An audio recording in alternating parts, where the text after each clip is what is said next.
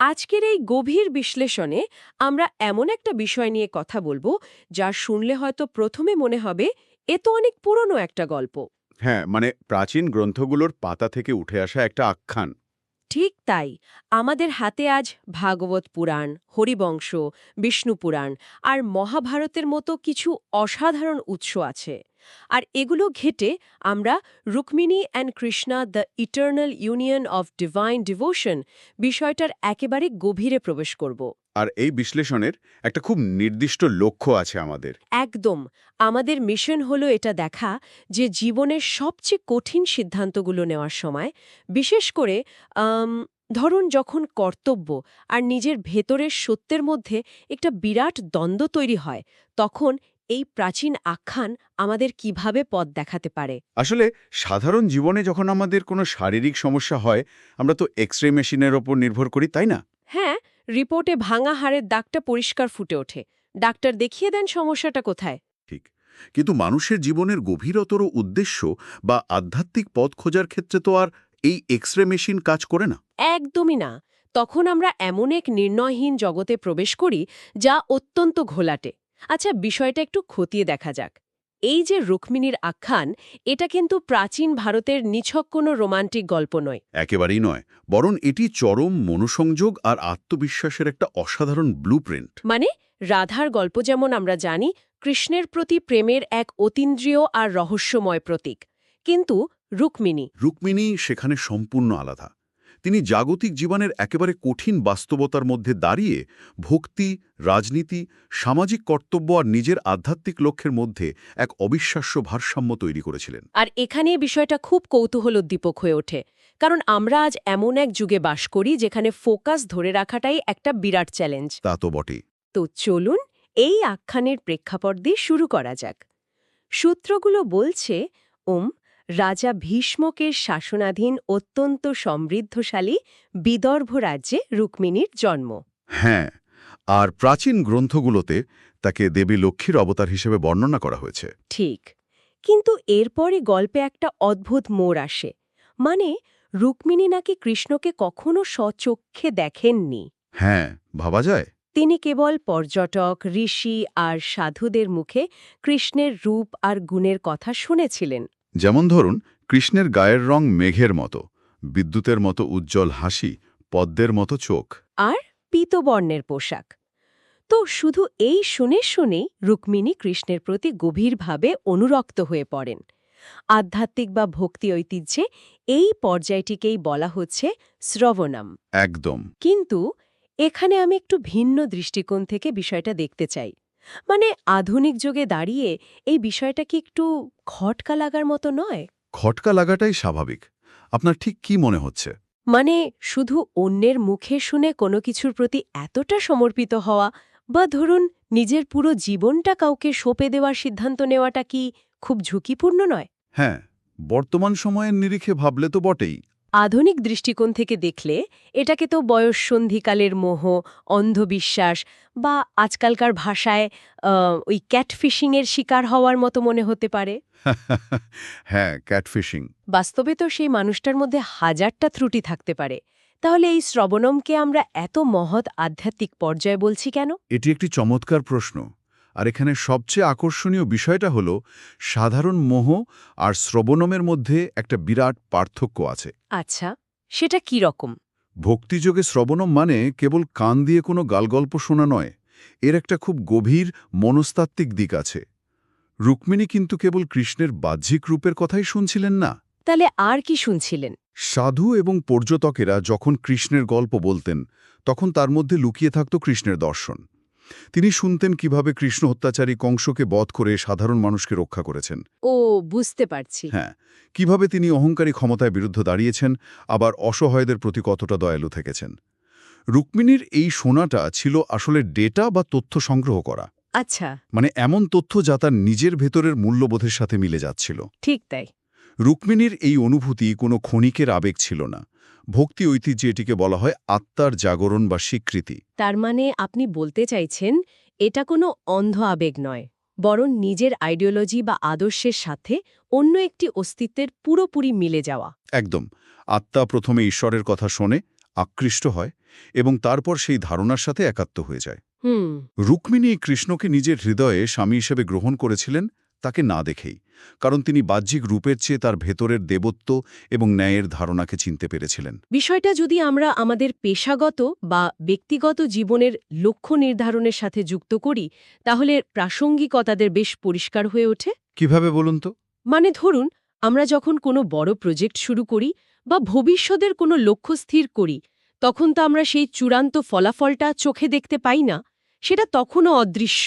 হ্যাঁ, ঠিক। কিন্তু আমরা সেই লক্ষ্যের পেছনের আদর্শ নিয়ে পড়াশোনা করি, সফল মানুষের গল্প শুনি, আর সেই শোনা থেকেই আমাদের ভেতর একটা বিশ্বাস বা কনভিকশন তৈরি হয়। একদম ঠিক বলেছেন। অর্থাৎ শুধু বাহ্যিক ফলাফলের আশায় বসে না থেকে নিজের ভেতরের আদর্শের প্রতি বিশ্বাস স্থাপন করাটাই হল এই শ্রবণমের মূল শিক্ষা। আর এই বিশ্বাসটা এতটাই শক্তিশালী হতে হয় যে চারপাশের কোনো কোলাহল যেন তাকে টলাতে না পারে। কারণ রুক্মিণীর জীবনেও কিন্তু এই আদর্শকে বাঁচিয়ে রাখাটা মোটেও সহজ ছিল না। হ্যাঁ, আর এখানেই গল্পে প্রবেশ করছে এক প্রবল বাহ্যিক বাধা, রুক্মির বড় ভাই রুক্মী। হ্যাঁ, রুক্মী। সূত্র বলছে রুক্মী ছিলেন অত্যন্ত উচ্চাকাঙ্ক্ষী এবং রাজনীতি সচেতন একজন মানুষ। তিনি তার বোনের অনুভূতির কোনো তোয়াক্কা করেননি। একটুও না। শুধুমাত্র নিজের রাজনৈতিক ক্ষমতা বৃদ্ধির উদ্দেশ্যে তিনি চেদির নিষ্ঠুর রাজা শিশুপালের সাথে রুক্মিণীর বিয়ে ঠিক করেন। আর এই শিশুপাল কিন্তু ছিলেন শক্তিশালী রাজা জরাসন্ধের মিত্র। এবং কৃষ্ণের চরম রাজনৈতিক শত্রু। তাহলে এর আসল অর্থ কি দাঁড়াচ্ছে? রুক্মিণীর ভেতরের সত্য আর বাইরের বাস্তবতার মধ্যে একটা সরাসরি সংঘর্ষ শুরু হলো। হ্যাঁ, আমরা যদি একে বৃহত্তর প্রেক্ষাপটে দেখি, এই সংঘর্ষটা প্রাচীনকালের রাজনীতির প্রেক্ষাপটে হলেও এর মনস্তাত্ত্বিক দিকতে কিন্তু চিরন্তন। একদম। একদিকে পিতা ভীষ্মক, যিনি হয়তো মেয়ের মনের কথা বুঝতেন, কিন্তু পুত্রের রাজনৈতিক আধিপত্যের কাছে তিনি নীরব ছিলেন। হুম। অন্যদিকে ভাই রুক্মী, যার কাছে বোনের আধ্যাত্মিক সত্যের চেয়ে ক্ষমতার সমীকরণ অনেক বেশি গুরুত্বপূর্ণ ছিল। রুক্মী তো মনে করতেন জরাসন্ধের শিবিরের সাথে যুক্ত হওয়াটা তাকে রাজনৈতিকভাবে অপ্রতিরোধ্য করে তুলবে। ঠিক। আর রুক্মিণীর এই পরিস্থিতিটা আমাদের আধুনিক জীবনের একটা খুব পরিচিত দ্বন্দ্বকে তুলে ধরে। আপনি সামাজিক বা পারিবারিক চাপের কথা বলছেন তো? হ্যাঁ, একদম। এই প্রাচীন রাজনৈতিক কাঠামোকে যদি আমরা একটু আধুনিক সময়ের সাথে মিলিয়ে দেখি, তবে চারপাশের এই চাপগুলো কিন্তু রুক্মীর মতোই কাজ করে। ঠিক কিভাবে? ধরুন, কেউ নিজের অন্তরের ডাক শুনে শিল্প, সাহিত্য বা এমন কোনো ভিন্ন ধারার পেশাকে নিজের জীবনের লক্ষ্য বানাতে চাইল, যা হয়তো তথাকথিত সিকিউরড নয়। হ্যাঁ, তখনই পারিপার্শ্বিক কর্তব্য বা সমাজের প্রত্যাশাগুলো এসে বাধা হয়ে দাঁড়ায়। সমাজ আমাদের শেখায়, যেটা নিরাপদ, যেটা লাভ বেশি, সেটাই করো। নিজের ভেতরের ডাক সমাটাকে প্রায়শই অবাধ্যতা হিসেবে দাগিয়ে দেওয়া হয়। আর ঠিক এই জায়গাটাতেই রুক্মিণীর প্রতিক্রিয়াটা সবচেয়ে বেশি শিক্ষণীয়। সেটা কি? যখন তার ইচ্ছার বিরুদ্ধেই বিয়ের আয়োজন করা হচ্ছিল, রুক্মী যখন প্রাসাদের শিশুপালকে আমন্ত্রণ জানাচ্ছিলেন, তখন রুক্মী কিন্তু চিৎকার করে কোনো বিদ্রোহ করেননি। কোনো ভাঙচুর বা প্রকাশ্যে কান্নাকাটি? একদম না। তিনি সম্পূর্ণ নীরব ছিলেন। আচ্ছা, এই নীরবতা নিয়ে আমার একটা প্রশ্ন আছে। হ্যাঁ, বলুন। আধুনিক পৃথিবীতে তো আমাদের শেখানো হয় যে নিজের অধিকারের জন্য সরব হতে হবে, প্রতিবাদ করতে হবে। রুক্মিণীর এই নীরবতাকে কি অনেকেই অসহায়তা বা দুর্বলতা হিসেবে ধরে নেবেন না? আপাতদৃষ্টিতে দুর্বলতা মনে হতে পারে, কিন্তু মনস্তাত্ত্বিক দিক থেকে এটি ছিল শক্তির চূড়ান্ত সঞ্চয়। শক্তির সঞ্চয়? হ্যাঁ। ধরুন, আপনি যখন এমন কোনো প্রতিকূল পরিবেশের মধ্যে আছেন যা আপনার সম্পূর্ণ নিয়ন্ত্রণের বাইরে, তখন চিৎকার করে বিদ্রোহ করাটা অনেক সময় শুধু নিজের শক্তির অপচয় ঘটায়। বুঝতে পারছি। রুক্মিণী জানতেন তার পিতা অসহায় এবং ভাই ক্ষমতার লোভে অন্ধ। সেখানে তর্ক করাটা অর্থহীন। মানে তিনি জানতেন যে বাইরের কোলাহলে নিজের শক্তি নষ্ট করাটা বোকামি। ঠিক। তার এই নীরবতা ছিল আসলে নিজের ভেতরের লক্ষ্য বা কৃষ্ণের প্রতি তার ফোকাসটাকে আরও সুতীব্র করার একটি কৌশল। তিনি সঠিক সময়ের জন্য অপেক্ষা করছিলেন। জন্য নিজেকে প্রস্তুত করা। একদম। এবং এখানেই বিষয়টা সবচেয়ে কৌতূহলোদ্দীপক হয়ে ওঠে। বিয়ের সময় যখন একদম ঘনিয়ে এলো, সব পথ যখন প্রায় বন্ধ, ঠিক তখন রুক্মিণী একটা অদ্ভুত কাজ করলেন। সেই গোপন চিঠি। হ্যাঁ, তিনি একজন অত্যন্ত বিশ্বস্ত ব্রাহ্মণের মাধ্যমে দ্বারকায় কৃষ্ণের কাছে একটি চিঠি পাঠান। আমাদের সূত্রগুলো এই চিঠি নিয়ে খুব বিস্তৃত আলোচনা করেছে। এটি সমগ্র হিন্দু সাহিত্যের অন্যতম শক্তিশালী একটি টেক্সট। এই চিঠিতে তিনি কৃষ্ণকে নিজের স্বামী হিসেবে স্বীকার করে নেন এবং একটা নিখুঁত কৌশল বা পরিকল্পনাও বাতলে দেন। হ্যাঁ, তিনি তো কেবল কান্নাকাটি করে সাহায্য চাননি। একদমই না। তিনি জানান যে বিয়ের আগে কুলপ্রথা অনুযায়ী তিনি যখন শহরের বাইরে দেবী অম্বিকার মন্দিরে পূজা দিতে যাবেন, তখন কৃষ্ণ যেন তাকে রাক্ষস বিবাহ রীতি অনুযায়ী সেখান থেকে হরণ করে নিয়ে যান। আর চিঠির শেষের সেই লাইনটা, উফ, সাংঘাতিক একটা লাইন! যদি আপনি না আসেন তবে আমি কঠোর তপস্যায় জীবন ত্যাগ করব। এই চিঠির মধ্যে রুক্মিণী তার জ্ঞান, প্রগাঢ় ভক্তি আর অসাধারণ বুদ্ধিমত্তার পরিচয় দিয়েছেন। তিনি কৃষ্ণকে লজিস্টিক বা কৌশলগত উপায়টাও তৈরি করে দিচ্ছেন। আচ্ছা, এই কৌশলের জায়গাটাতেই আমার একটা বিষয় পরিষ্কার হওয়া দরকার। রুক্মিণী চিঠিতে রাক্ষস বিবাহ রীতির কথা বলেছিলেন। হ্যাঁ, রাক্ষস শব্দটা শুনলেই তো আমাদের মাথায় একটা দানবীয় বা ভয়ঙ্কর কিছু আসে। এই রীতিটা আসলে কি ছিল? এটা তো নিশ্চয়ই কোনো রাক্ষসের ব্যাপার নয়। না না, একেবারেই না। এটা খুব গুরুত্বপূর্ণ একটা জায়গা। প্রাচীন ভারতে ৮ প্রকারের বিবাহরীতির প্রচলন ছিল। আচ্ছা। এর মধ্যে রাক্ষস বিবাহ বলতে মূলত বোঝানো হতো যুদ্ধের মাধ্যমে বা জোরপূর্বক কনেকে হরণ করে নিয়ে যাওয়া। শুনতে তো নেতিবাচক মনে হচ্ছে। শুনতে নেতিবাচক লাগলেও রুক্মিণীর এই চিঠির প্রেক্ষাপটে এর অর্থ সম্পূর্ণ ভিন্ন। এখানে রুক্মিণী নিজেই কৃষ্ণকে এই পদ্ধতি অবলম্বন করতে বলছেন। কেন? কারণ তিনি জানতেন বিদর্ভ রাজ্য তখন শিশুপাল এবং জরাসন্ধের মতো ক্ষমতাশালী রাজাদের সৈন্যবাহিনী দিয়ে ঘেরা। সেখানে কৃষ্ণ যদি সাধারণ বিয়ের প্রস্তাব নিয়ে আসতেন, রুক্মী তার সাথে সাথে প্রত্যাখ্যান করতেন। আর তখন যুদ্ধ অনিবার্য হতো? একদম। তাই রুক্মিণী চাইছিলেন কৃষ্ণ যেন আচমকা আক্রমণ করে শক্তির সাহায্যে তাকে নিয়ে যান। এটি ছিল আসলে একটি প্রি-অ্যারেঞ্জড এবং সম্পূর্ণ সম্মতিসূচক হরণ। মানে কেবল রাজনৈতিক অবরোধ ভাঙার জন্যই পরিকল্পিত একটা কৌশল। ঠিক তাই। তার মানে তিনি কেবল আবেগের বশবর্তী হয়ে বসেছিলেন না, তিনি রীতিমতো একজন স্ট্র্যাটেজিস্টের মতো কাজ করছিলেন। একেবারে। রুক্মিণীর এই পদক্ষেপকে তো আমরা আধুনিক জীবনের একটি মেক অর ব্রেক পিচের সাথে তুলনা করতে পারি। চমৎকার উপমা। ধরুন সবকিছু আপনার প্রতিকূলে, সময় ফুরিয়ে আসছে, আর ঠিক সেই মুহূর্তে আপনি আপনার জীবনের সবচেয়ে বড় এবং চূড়ান্ত ঝুঁকিটা নিচ্ছেন। হ্যাঁ, কিন্তু এখানে একটা দর্শনগত দ্বন্দ্ব চলে আসে। আমরা একটু আগে ভক্তি আর সমর্পণের কথা বলছিলাম। আধুনিক আধ্যাত্মিকতায় বা সেলফ হেল্প বইগুলোতে আমরা প্রায়ই শুনি, লেট গো করে দাও, মহাবিশ্বের হাতে সব ছেড়ে দাও। হ্যাঁ, এটা খুব শোনা যায়। কিন্তু রুক্মিণী তো সবকিছু ছেলে দিয়ে নিষ্ক্রিয় হয়ে বসে থাকেননি। আর এখানেই ভক্তি দর্শনের সবচেয়ে বড় ভুল ধারণাটা ভাঙে। অনেকেই মনে করেন আত্মসমর্পণ মানে হল হাত গুটিয়ে নিষ্ক্রিয় হয়ে বসে থাকা। ভাবা যে ঈশ্বর বা ভাগ্য সব ঠিক করে দেবে। ঠিক। কিন্তু রুক্মিণীর এই চিঠি প্রমাণ করে যে প্রকৃত আত্মসমর্পণ কখনোই নিষ্ক্রিয়তা নয়। এটি হল সারেন্ডার অ্যাজ অ্যাকশন বা কর্মের মাধ্যমে সমর্পণ। আচ্ছা, সারেন্ডার অ্যাজ অ্যাকশন বিষয়টা একটু বিশদে বোঝাবেন? এর মানে হল আপনার লক্ষ্য অর্জনের জন্য আপনার হাতে যতটুকু ক্ষমতা আছে তার ১০০% প্রয়োগ করা। দেখুন, রুক্মিণী ব্রাহ্মণ নির্বাচন করেছেন, চিঠি লিখেছেন, পলায়নের রুট হিসেবে দেবী অম্বিকার মন্দিরের কথা ভেবেছেন এবং উপযুক্ত সময়ের পরিকল্পনা করেছেন। সব দিক ভেবে রেখেছেন। হ্যাঁ, নিজের দিক থেকে এই চূড়ান্ত আর সাহসী পদক্ষেপগুলো নেওয়ার পর ফলাফলের জন্য তিনি কৃষ্ণের ওপর বা বৃহত্তর শক্তির ওপর নির্ভর করেছেন। মানে নিজের সেরা চেষ্টাটা করার পর ফলাফলের প্রতি আসক্তি ত্যাগ করা। ঠিক, ঠিক তাই। আপনি যদি কর্ম না করেই সমর্পণ করেন, তবে সেটা ভক্তি নয়, সেটা হলো অলসতা। কি চমৎকার একটা বিশ্লেষণ! আর রুক্মিণীর এই নিখুঁত সমর্পণের জবাবও কিন্তু সমান তীব্রতার সাথেই এসেছিল। অবশ্যই। সূত্র থেকে আমরা জানতে পারি, চিঠিটি পড়ার পর কৃষ্ণ এক মুহূর্ত দেরি করেননি। তার মনে কোনো সন্দেহ জাগেনি যে রুক্মিণী সত্যিই তাকে ভালোবাসেন কিনা বা এটা কোনো ফাঁদ কিনা। হ্যাঁ, তিনি তার সারথি দারুককে নিয়ে তৎক্ষণাৎ বিদর্ভের উদ্দেশ্যে রওনা হয়ে যান। এটি প্রমাণ করে যে ভেতরের ডাক যখন খাঁটি হয় তখন ঈশ্বরও সাড়া দেন। এদিকে বিদর্ভের পরিস্থিতি তখন ভাবুন একবার। বাপরে, রাজ্য জুড়ে শিশুপাল, জরাসন্ধ আর তাদের মিত্র রাজাদের উপস্থিতি। আর রুক্মিণী এক চরম অনিশ্চয়তার মধ্যে প্রহর গুনছেন। তার চিঠির উত্তর তিনি পাননি। কিন্তু তার ভেতরের বিশ্বাস অটুট ছিল। বিয়ের ঠিক আগের দিন প্রথা অনুযায়ী তিনি দেবী অম্বিকার মন্দিরে গেলেন। চারপাশে রক্ষী দিয়ে ঘেরা। বলছে তিনি মন্দিরে দেবীর কাছে কোনো জাগতিক ধন সম্পদ বা ক্ষমতা চাইলেন না। তার প্রার্থনা ছিল কেবল কৃষ্ণের জন্য। পূজা শেষে তিনি যখন মন্দির থেকে বেরোচ্ছেন ঠিক সেই মুহূর্তেই কৃষ্ণ সেখানে উপস্থিত। একদম ফিল্মি এন্ট্রি।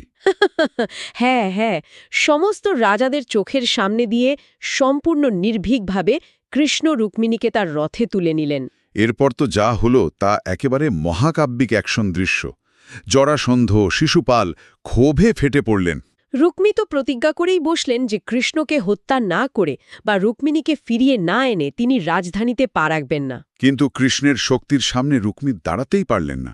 যুদ্ধ শুরু হলো এবং যথারীতে কৃষ্ণ রুক্মীকে সহজেই পরাস্ত করলেন। আর গল্পের সবচেয়ে গুরুত্বপূর্ণ বাঁকটি কিন্তু আসে ঠিক এখানে। হ্যাঁ, এই চূড়ান্ত বিজয়ের মুহূর্তে। কৃষ্ণ যখন রুক্মীকে প্রায় বধ করতে উদ্যত, রুক্মিণী তখন মাঝখানে এসে দাঁড়ালেন।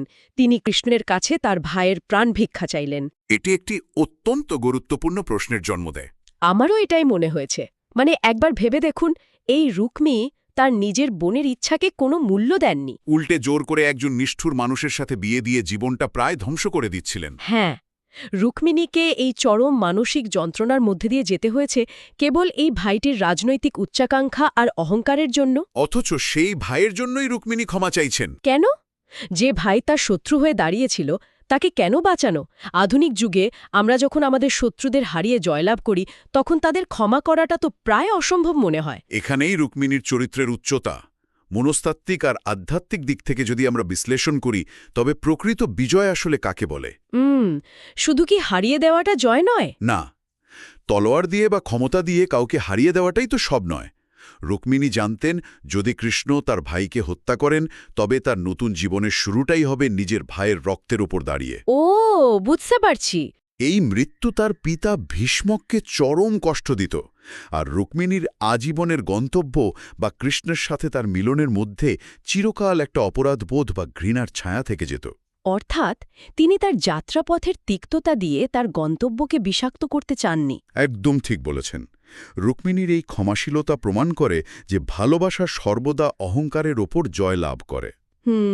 আমরা যখন আমাদের কাঙ্ক্ষিত লক্ষ্যে পৌঁছাই তখন পথের বাধাগুলোর প্রতি ঘৃণা বা ক্ষোভ পুষে রাখাটা আমাদের নিজেদেরই ক্ষতি করে। বাধাগুলো তখন আমাদের মনে স্থায়ীভাবে বাসা বাঁধে, তাই তো? হ্যাঁ, রুক্মী তো কেবল একজন মানুষ নন, তিনি ছিলেন রুক্মিণীর জীবনের সবচেয়ে বড় বাধা। সেই বাধাকে অতিক্রম করার পর তার প্রতি ঘৃণা ধরে রাখলে রুক্মিণীর আত্মিক পতন ঘটতে পারত। ঠিক, রুক্মিণী তার কাঙ্ক্ষিত গন্তব্য বা কৃষ্ণকে পেয়ে গিয়েছিলেন। এরপর তার আর কোনো ক্ষোভ থাকার প্রয়োজন ছিল না। কৃষ্ণ রুক্মীকে প্রাণে না মারলেও তার চুল ও দাড়ি মুড়িয়ে তাকে চরম অপমানিত করে ছেড়ে দেন। কিন্তু রুক্মিণী দেখিয়ে দিলেন যে মন সম্পূর্ণভাবে মহৎ কোনো লক্ষ্যের প্রতি নিবেদিত, সেখানে অহংকার বা প্রতিশোধ স্পৃহার কোনো স্থান থাকতে পারে না। এটি আমাদের আধুনিক জীবনের জন্য একটা বিশাল শিক্ষা। আমরা যখন জীবনে সফল হই তখন সেই সাফল্যের অহংকারে অন্ধ হয়ে প্রায়শই আমরা শত্রুদের ধ্বংস করতে চাই। হ্যাঁ, আমাদের ইগো বা অহংকার সামনে চলে আসে। কিন্তু রুক্মিণী শেখাচ্ছেন নেতিবাচকতাকে প্রশ্রয় না দিয়ে কিভাবে নিজের মনের শান্তি এবং লক্ষ্যের পবিত্রতা বজায় রাখতে হয়। ঠিক। আচ্ছা, আজকের এই চমৎকার আলোচনার একেবারে শেষ পর্যায়ে এসে যদি আমরা এই পুরো আখ্যানটির মূল শিক্ষাগুলোকে একটু একত্রিত করি, তাহলে রুক্মিণীর জীবন আমাদের সামনে মূলত তিনটি অত্যন্ত শক্তিশালী দর্শন তুলে ধরে। প্রথমটা হচ্ছে ওই শ্রবণম, তাই না? হ্যাঁ, শ্রবণামের মাধ্যমে গভীর শ্রবণ শক্তি বা কনভিকশন গড়ে তোলা। চারপাশের হাজারো কোলাহলের মাঝে কেবল সেই তথ্যগুলোকে গ্রহণ করা যা আমাদের ভেতরের সত্যের সাথে অনুরণিত হয়। দ্বিতীয়ত, চারপাশের বাধা, বিপত্তি আর সামাজিক চাপের মাঝেও অযথা শক্তি ক্ষয় না করে নিজের লক্ষ্যের প্রতি অবিচল থাকা। আর তৃতীয়ত, নিষ্ক্রিয় হয়ে ভাগ্যের ওপর ভরসা করে বসে না থেকে নিজের দিক থেকে চূড়ান্ত নির্ভীক পদক্ষেপ নেওয়ার মাধ্যমে ওই অ্যাক্টিভ সারেন্ডার বা কর্মময় সমর্পণ করা। অসাধারণ। আর এর সাথে আমি যোগ করব সেই চূড়ান্ত মানসিক স্থিতি, বিজয়ের মুহূর্তেও অহংকারকে দূরে সরিয়ে রেখে ক্ষমার মানসিকতা বজায় রাখা। হ্যাঁ, নিজের ভেতরের সেই স্পষ্টতা বা এক্স-রে ভিশনটা একবার পেয়ে গেলে বাইরের কোনো ঝড়ই আর আপনার পথ আটকাতে পারে না। একদম। আধুনিক যুগে আমরা যখন ক্যারিয়ার, সম্পর্ক বা জীবনের যে কোনো গুরুত্বপূর্ণ সিদ্ধান্ত নিয়ে দ্বিধাদ্বন্দ্বে ভুগি, তখন রুক্মিণীর এই অবিচল ফোকাস আমাদের জন্য এক শক্তিশালী পথ প্রদর্শক হতে পারে। সত্যি, এটা শুধু কোনো প্রাচীন গল্প নয়, আমাদের রোজকার জীবনের সাথে ভীষণভাবে যুক্ত। একেবারে। প্রাচীন এই আখ্যানটি কেবল দেবদেবীর গল্প নয়, এটি আমাদের নিজেদেরই ভেতরের যাত্রার গল্প। আর আজকের এই ডিপ ডাইভ শেষ করার আগে শ্রোতাদের ভাবনার জগতে একটা ভিন্ন রকম প্রশ্ন রেখে যেতে চাই। বলুন। রুক্মিণীর পাঠানো ওই একটি গোপন চিঠি তার গোটা ভাগ্য বদলে দিয়েছিল, তাকে তার কাঙ্ক্ষিত গন্তব্যে পৌঁছে দিয়েছিল। হ্যাঁ। কিন্তু একবার ভেবে দেখুন তো, যদি আমাদের চূড়ান্ত লক্ষ্য বা স্বপ্নই হয় আমাদের জীবনের কৃষ্ণ, আর চারপাশের সামাজিক চাপ, ভয় বা সংশয়গুলো যদি হয় এক একটা রুক্মী, আচ্ছা। তবে এমন কতগুলো অলিখিত আর না পাঠানো চিঠি আমাদের মনের ভেতরেই থেকে যাচ্ছে। খুবই গভীর একটা প্রশ্ন। শুধু একটা সাহসী পদক্ষেপ নেওয়ার অভাবে হয়তো সেই চিঠিগুলো কখনোই তাদের গন্তব্যে পৌঁছচ্ছে না। আর তার ফলে আমরা এমন এক জীবনের সাথে আপোস করে চলেছি যা আমরা কখনোই মন থেকে চাইনি। আমাদের সেই গোপন চিঠিটা পাঠানোর, সেই চূড়ান্ত ঝুঁকিটা নেওয়ার সাহস কি আমাদের আছে? এটা সত্যি ভাবার মতো একটা বিষয়। এই প্রশ্নের সাথে আজকের আলোচনা শেষ করছি। আবার কথা হবে নতুন কোনো উৎস আর নতুন কোনো গভীর বিশ্লেষণ নিয়ে। ততক্ষণ পর্যন্ত নিজের ভেতরের ডাকটা শোনার চেষ্টা চালিয়ে যান।